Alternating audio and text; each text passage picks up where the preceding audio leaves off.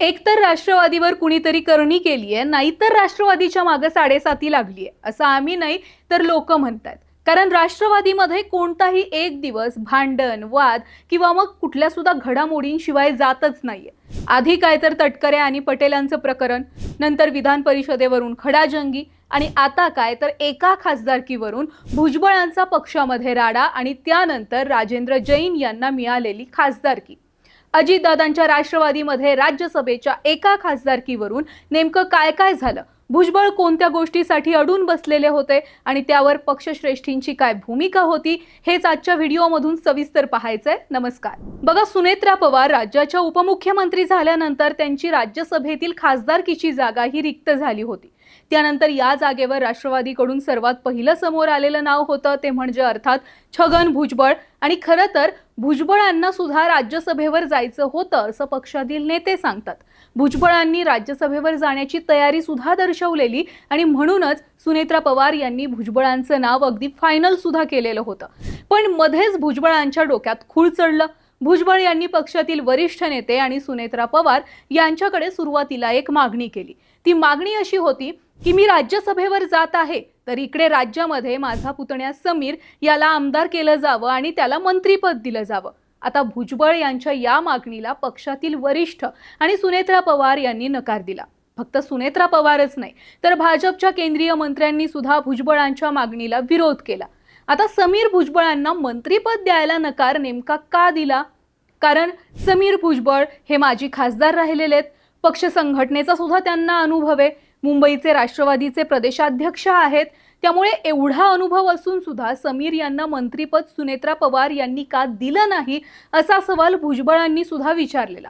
बरं, भुजबळ असं सुद्धा म्हणाले की तटकरे कुटुंबाची घराणेशाही तुम्हाला चालते, मग माझ्या पुतण्याला मंत्रीपद देण्यात काय अडचण आहे?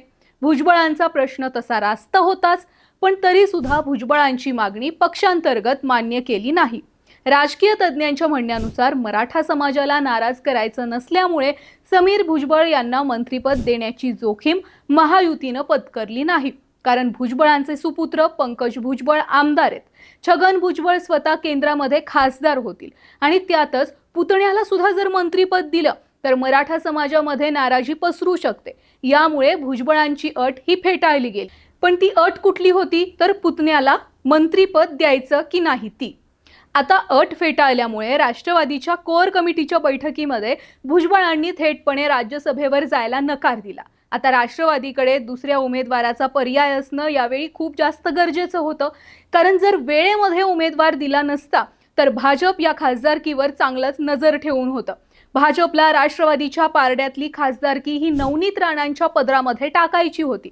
बरं, तसे प्रयत्न सुद्धा अगदी आधीपासूनच भाजपनं केलेले होते. अगदी अमरावतीमध्ये नवनीत राणांचे खासदार म्हणून पोस्टर सुद्धा लागलेले. त्यामुळेच राष्ट्रवादीनं भुजबळांची समजूत काढण्यात वेळ न घालवता खासदारकीसाठी थेट दुसऱ्या उमेदवारांचं नाव घोषित केलं आणि भुजबळांच्या ऐवजी राज्यसभेवर वर्णी लागलेला उमेदवार म्हणजे राजेंद्र जैन. आता राजेंद्र जैन कोण आहेत? तर जैन हे प्रफुल्ल पटेलांचे कट्टर समर्थक आणि एकेकाळचे स्वीय सहाय्यक मानले जातात. जैन हे गोंदिया आणि भंडारा जिल्ह्यातील सहकार, स्थानिक स्वराज्य संस्था आणि राष्ट्रवादी काँग्रेसच्या संघटनात्मक राजकारणामध्ये चांगला त्यांचा प्रभाव आहे. गोंदिया जिल्हा मध्यवर्ती सहकारी बँकेचे अध्यक्ष तथा गोंदिया शिक्षण संस्थेचे ते सचिव सुद्धा आहेत. तसेच यापूर्वी ते राष्ट्रवादी काँग्रेसचे राष्ट्रीय महासचिव होते आणि विधान परिषदेचे माजी आमदार सुद्धा होते. थोडक्यात पक्षाप्रती असलेली अनेक वर्षांची निष्ठा आणि उत्तम संघटन कौशल्य या कारणांमुळे राजेंद्र जैन यांचं नाव राज्यसभेवर खासदारकीसाठी फायनल केल्याचं बोललं जात आहे. आता राजेंद्र जैन यांच्या नावाची घोषणा केल्यानंतर एक गोष्ट पुन्हा एकदा सिद्ध झाली, ती म्हणजे पटेलांचं पक्षामध्ये वजन अजून सुद्धा कमी झालेलं नाहीये. ते आहे तितकंच आहे. कारण जैन हे पटेलांच्यात सगळ्यात जवळचे व्यक्ती. पण जैन यांच्या उमेदवारीमुळे कुठेतरी भुजबळांच्या इगोला ठेच पोहोचली आहे. कारण भुजबळांचा समज होता की त्यांच्याशिवाय खासदारकीसाठी पक्ष दुसऱ्या कुणाला संधी देणार नाही. पण हे राजकारण आहे, इथं पर्याय तयार असतात. त्यामुळे भुजबळांच्या हट्टापायी खरं तर हातची खासदारकी भुजबळांनी गमावली आहे.